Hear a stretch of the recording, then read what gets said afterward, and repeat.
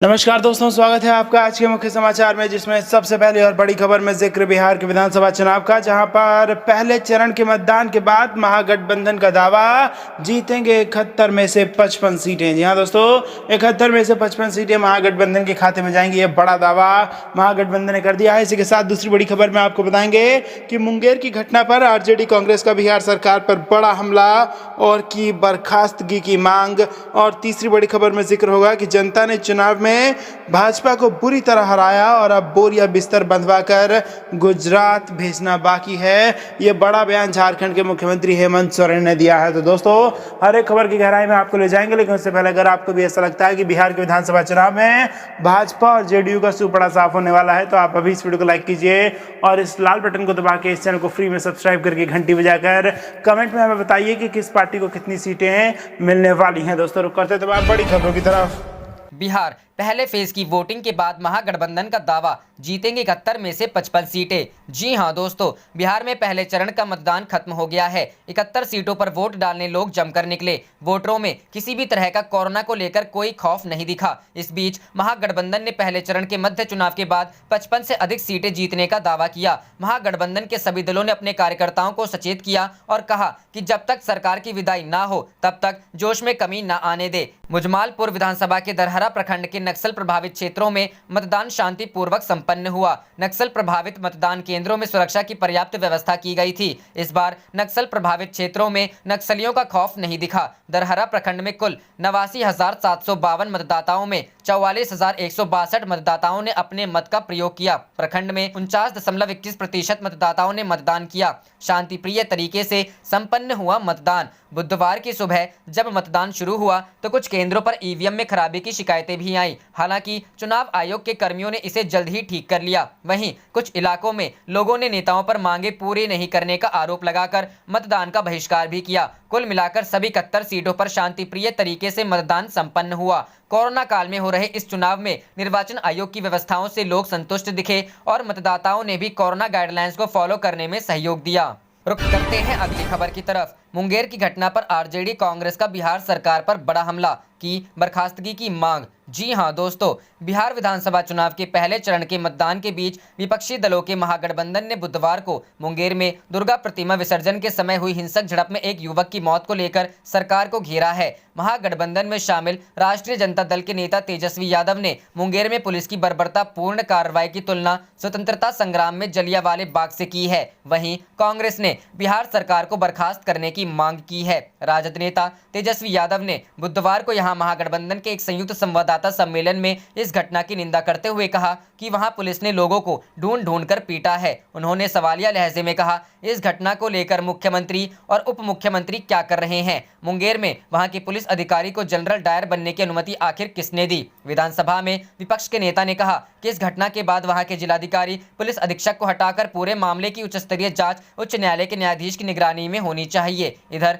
कांग्रेस के प्रवक्ता रणदीप सिंह सुरजेवाला ने घटना की निंदा करते हुए कहा, प्रदेश के मुख्यमंत्री नीतीश कुमार हैं। मां दुर्गा के भक्तों पर गोली और लाठी चलाई गई। मोदी और नीतीश की पुलिस ने उन भक्तों पर लाठियां चलाई। मैं पूछता हूं कि क्या इससे भी बड़ा कोई दुख हो सकता है? बिहार में आज निर्लज्ज और निष्ठुर सरकार है। उन्होंने कहा कि बिहार की सरकार ने कानून व्यवस्था का जनाजा निकाल दिया है। सुरजेवाला ने प्रधानमंत्री नरेंद्र मोदी से बिहार की सरकार को बर्खास्त करने की मांग करते हुए कहा, प्रधानमंत्री आज बिहार आ रहे हैं, उन्हें आज बिहार सरकार को बर्खास्त करने की घोषणा करनी चाहिए। अगर ऐसा नहीं होता है तो ये साफ हो जाएगा कि भाजपा के लिए आस्था और संस्कृति केवल कुर्सी पर बैठने का फॉर्मूला है।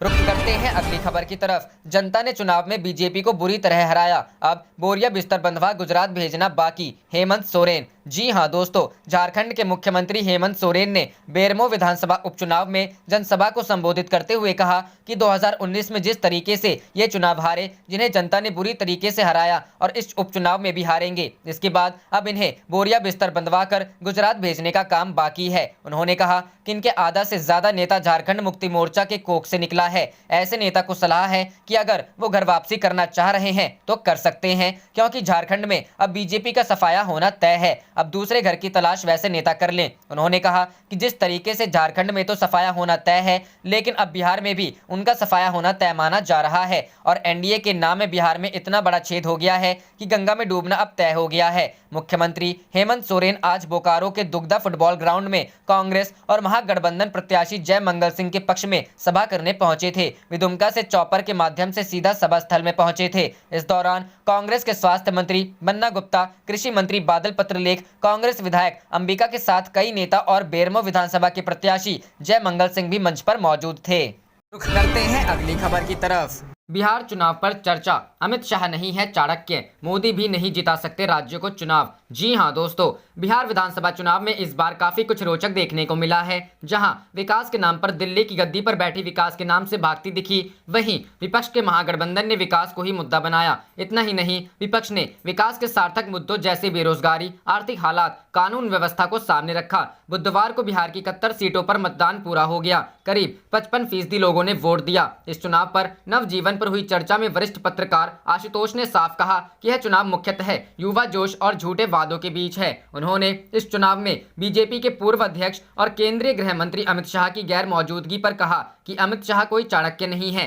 उन्होंने कहा कि अगर अमित शाह इतने ही बड़े चाणक्य थे तो राजस्थान, छत्तीसगढ़ और मध्य प्रदेश का चुनाव क्यों हारते, महाराष्ट्र में क्यों सरकार नहीं बना पाए, गुजरात का चुनाव हारते हारते बचे। उन्होंने कहा कि प्रधानमंत्री मोदी की लोकप्रियता तो कायम है, लेकिन राज्यों का चुनाव वे भी नहीं जिता पाते। उन्होंने इसके लिए दिल्ली, पंजाब, 2015 के बिहार और अन्य राज्यों का जिक्र किया। चर्चा में शामिल नेशनल हेराल्ड के कंसल्टिंग एडिटर उत्तम सेन गुप्ता ने कहा कि यह चुनाव नीतीश कुमार के लिए काफी अहम है, क्योंकि उन्हें इस चुनाव में सारे सवालों का सामना करना पड़ रहा है। उन्होंने तेजस्वी यादव में आए बदलावों का जिक्र करते हुए कहा कि बीते कुछ सालों में तेजस्वी यादव में काफी परिपक्वता आई है। पटना से चर्चा में शामिल वरिष्ठ वकील और राजनीतिक विश्लेषक इरशाद अहमद ने नीतीश कुमार के उन फैसले को सामने रखा जिनसे लोगों के बीच काफी नाराजगी हुई। उन्होंने खास तौर से शराबबंदी की नाकामी का जिक्र किया। चुनावों को नजदीक से देख रहे बिहार के स्थानीय पत्रकार नियाज आलम का कहना था कि बिहार में नुक्कड़ों और गलियों में यह चर्चा आम है कि बीजेपी जानबूझकर नीतीश कुमार को बदनाम कराने की साजिश रच रही है। उन्होंने इस चुनाव में युवाओं की भागीदारी को अहम बताया। चर्चा में बोलते हुए हेराल्ड समूह के राजनीतिक संपादक सैयद खुर्रम रजा ने कहा, यह चुनाव बदलाव का चुनाव है। उन्होंने रेखांकित किया कि एक तरफ तेजस्वी यादव और राहुल गांधी को लेकर जोश और उत्साह है, क्योंकि उन्होंने बेरोजगारी और शिक्षा जैसे मुद्दों को सामने रखा। वहीं नीतीश कुमार के अटपटे बयान और प्रधानमंत्री मोदी द्वारा मंदिर उठाना सत्तारूढ़ गठबंधन की हताशा को स्पष्ट करता है। रुख करते हैं अगली खबर की तरफ। गुजरात के डिप्टी सीएम पर जूता फेंकने वाला बीजेपी का कार्यकर्ता, ये थी वजह। जी हां दोस्तों, गुजरात विधानसभा की 8 रिक्त सीटों के लिए उपचुनाव हो रहे हैं। उपचुनाव के लिए प्रचार की रफ्तार तेज होने के साथ ही नेताओं का विरोध भी सामने आने लगा है। गुजरात की करजन विधानसभा सीट के लिए हो रहे उपचुनाव के लिए रैली को संबोधित करने पहुंचे डिप्टी सीएम नितिन पटेल पर 2 दिन पहले जूता फेंका गया था। पुलिस ने डिप्टी सीएम पर जूता फेंकने वाले शख्स को गिरफ्तार कर लिया है। जूता फेंकने के मामले गिरफ्तार रश्मिन पटेल भारतीय जनता पार्टी का ही कार्यकर्ता निकला। हालांकि पुलिस रश्मिन को कांग्रेस का कार्यकर्ता बता रही है। बताया जा रहा है कि रश्मिन पटेल बीजेपी के तहसील अध्यक्ष पद पर भी रहा है, जबकि उसकी पत्नी गांव की सरपंच भी रही है। बीजेपी के शिनोर तहसील अध्यक्ष चंद्रबदन पटेल ने खुद इसकी पुष्टि की है। बीजेपी के सदस्यता अभियान के दौरान उसने सदस्यता फॉर्म भी भरा था। रश्मिन ने ना तो पार्टी छोड़ी थी, ना ही बीजेपी ने ही बाहर किया। इससे पहले वडोदरा में चुनावी रैली को संबोधित करने पहुंचे कांग्रेस प्रभारी राजीव सातव बीजेपी पर जमकर बरसे। आरोपी रश्मिन का नाम कांग्रेस से जोड़े जाने को लेकर हमला बोलते हुए कहा कि भाऊ और भाई की लड़ाई में काका परेशान हो रहे हैं। 25 साल से बीजेपी सत्ता में है, कानून व्यवस्था कितनी खराब हो गई है, बीजेपी ने इसका उदाहरण दिया।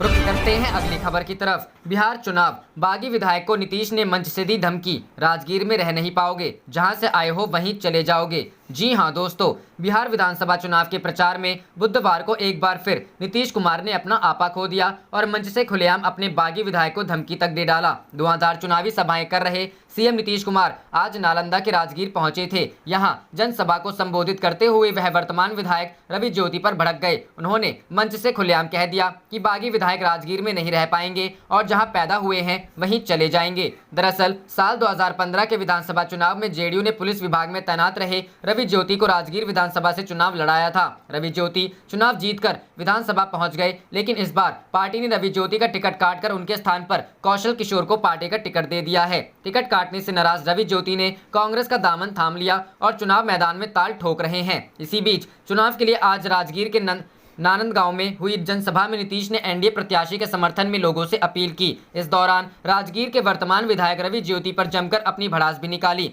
सीएम नीतीश कुमार ने मंच से ही कहा कि बाहरी व्यक्ति राजगीर में नहीं रह सकता है, राजगीर में नहीं रह पाएंगे, जहां पैदा हुए हैं वहीं जाएंगे। गौरतलब है कि इस बार के बिहार विधानसभा चुनाव में सीएम नीतीश कुमार का अलग ही रूप देखने को मिल रहा है। अपनी चुनावी सभाओं में लगातार आक्रामक रुख अख्तियार किए नीतीश इस बार चुनावी सभाओं में बार बार अपना आपा खो रहे हैं। इससे एक दिन पहले उन्होंने लालू यादव पर निजी टिप्पणी करते हुए उनके 9 बच्चे होने पर तंज कसा था। उससे पहले सभा में विरोध होने पर उन्होंने लोगों से वोट नहीं देने तक के लिए कह दिया था। आप देख रहे थे आपका अपना चैनल जय हिंद जय भारत।